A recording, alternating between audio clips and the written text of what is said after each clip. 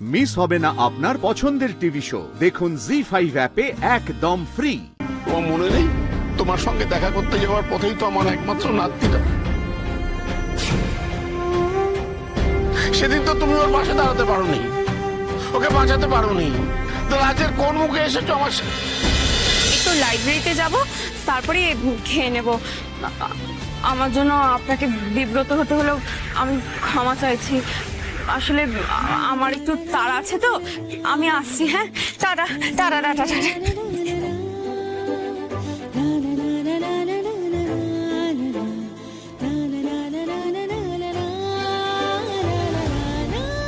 দাদা, লাইব্রেরি যাচ্ছি। শোনো, মন দিয়ে পড়াশোনা করো, সারাদিন ধ্রুব ধ্রুব করে নেচে বেরিও না।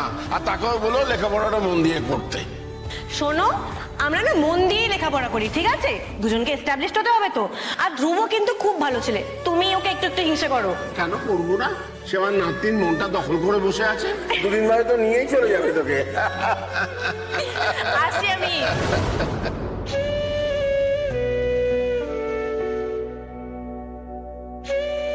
কেমন আছেন স্যার?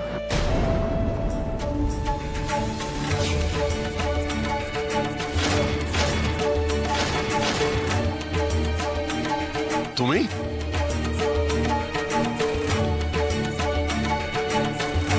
অ্যাকচুয়ালি আমি এখানে রোজই আসি কাজে।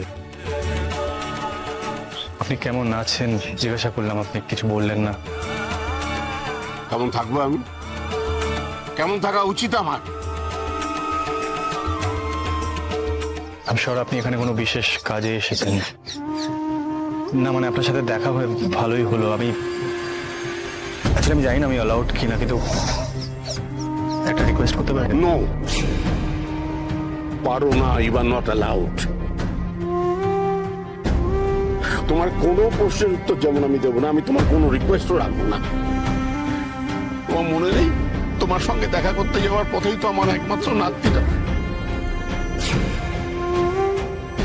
সেদিন তো তুমি ওর পাশে দাঁড়াতে পারোনি, ওকে বাঁচাতে পারোনি। তো রাজের কোন মুখে এসেছো আমার? বেরিয়ে যাও আমার চোখে সামনে। যাও, তোমার সঙ্গে দেখা করতে যাওয়ার পথেই তো আমার একমাত্র নাতনিটা। সেদিন তো তুমি ওর পাশে দাঁড়াতে পারোনি, ওকে বাঁচাতে পারোনি। তো রাজের কোন মুখে এসেছো আমার? বেরিয়ে যাও আমার চোখে সামনে। সেদিনটার জন্য আমি নিজেকে এখনো ক্ষমা করতে পারিনি স্যার। আপনার সাথে সাথে আমার জীবনটা ওই দিনই শেষ হয়ে গেছিল। কেন কথা বলতে গেলি বল?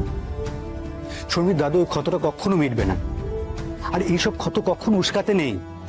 বয়স্ক মানুষ, ওনার তো একমাত্র নাতনিই ছিল সব। ক্ষত, ক্ষতের কথা আমার থেকে বেটার কেউ জানে না স্যার। এখন সব কথা বাদ দে, তুই জনাকের সাথে কথা বলবি তো? না না না না না, আমি জোনাকির সাথে কথা বলতে পারবো না। কেমন লাগছে জানিস তো, কেমন মাথা ঘুরে পড়ে গেল মেয়েটা। আদৌ কিছু খেয়েছে, কি করেছে কে জানে। আদৌ টাকা পয়সা আছে কিনা আমি জানি না ওর কাছে। এই স্যামি, তুই একটা কাজ কর না, একটু খাওয়া দাওয়ার ব্যবস্থা কর না। দেখ, না করবি না, শোন তুই যাও। আমি খাবার দিয়ে আসবো আর তুই আড়ালে থাকবি। তুইও চ। আরে আমি যেতে পারবো না। আমি বারবার নিজের বউয়ের সামনে গিয়ে কঠিন কথা বলতে আমার ভালো লাগে না। She is my wife, I can't do this. বারবার ভালো লাগছে না এটা করতে আমার। ধ্রুব, একটা কথা বলছিস, যখন তুই জোনাকিকে তৈরি করতে চাস তখন ওকে লড়াইটা লড়তে নেই। তুই যখন ওর পাশে থাকতেই পারবি না, তখন তুই শুধু শুধু কেন এত অস্থির হচ্ছিস? অস্থির হব না, আমি অস্থির হব না, সেটাই স্বাভাবিক নয়। মেয়েটা কি খাচ্ছে কি করছে আমি কিচ্ছু জানি না, মাথা ঘুরে পড়ে গেল। আমি অস্থির হব না। হ্যাঁ, আমি অস্থির হব না। দেখ, আমি বলছি, জোনাকি খুব লড়াকু। ও ঠিক কাউকে খুঁজে পাবে যে ওকে ভরসা দেবে, ঠিক রাস্তাটা দেখাবে।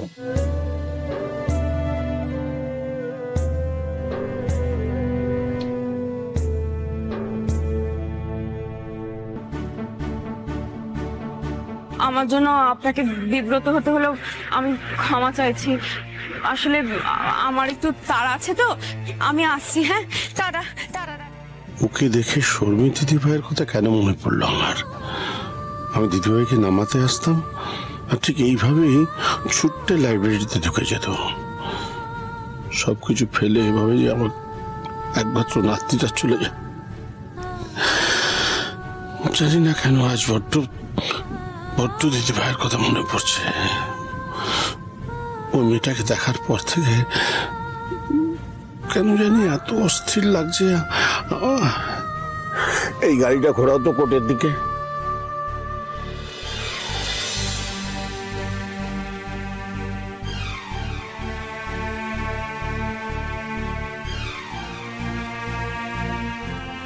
দাদান, আজ আবার দেরি হবে, তোমায় আনতে আসতে হবে না। জানো দাদান আজ কি হয়েছে? আজ রেজাল্ট বেরিয়েছে, ধ্রুব ফার্স্ট, আমি সেকেন্ড।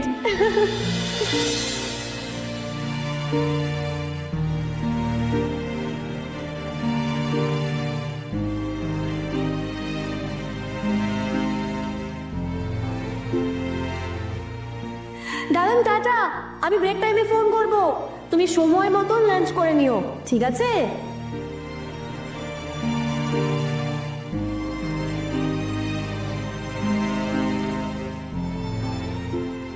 কি ব্যাপার, উনি লাইব্রেরির দিকে যাচ্ছেন? এত বছর পর উনি কোর্ট চত্বরে বারবার কি কারণে আসছেন? কি হলো বলতো? উনি ফিরে এলেন আবার? কে জানে। শোন না, বলছি আমি তোকে একটা কেক দিচ্ছি, হ্যাঁ মন দিয়ে শোন। কেক দুটো গিয়ে জনকীকে দিবি, ঠিক আছে? একদম কায়দা করে দিবি, ঠিক আছে? যাতে একদম বুঝতে না পারে আমি পাঠিয়েছি, ওকে? আমি তো কেসটা ঠিক বুঝতে পারছি না। তুই বলছিস জনকে কি তৈরি করতে চাস, তাই তুই ওকে একা ছেড়ে দিয়েছিস, আবার জনকে কিছু খাইনি বলে অস্থিরে পড়ছিস।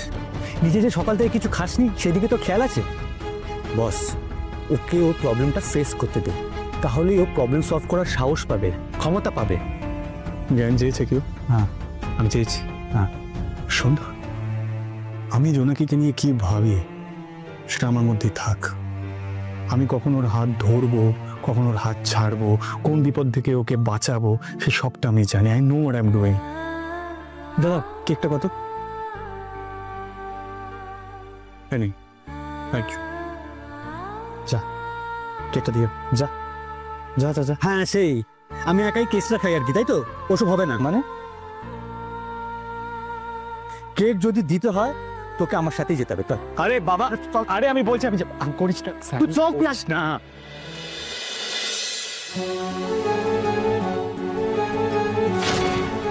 আরে স্যার, আপনি এখানে এই সময়? এতে অবাক হবার কি আছে? এই বসো বসো বসো সবাই। আমি আসলে একটি মেয়েকে খুঁজছি, আমার গাড়ির সামনে এসে পড়েছিল হঠাৎ। স্যার আপনি ওই মেয়েটার নামটা যদি বলেন। আরে নামটা জানা থাকলে তো সেই নামেই ডাকতাম। আর অচেনা মেয়ে আমার গাড়ির বনেটের উপর এসে পড়লো। ওমা স্যার, আপনি এখানে?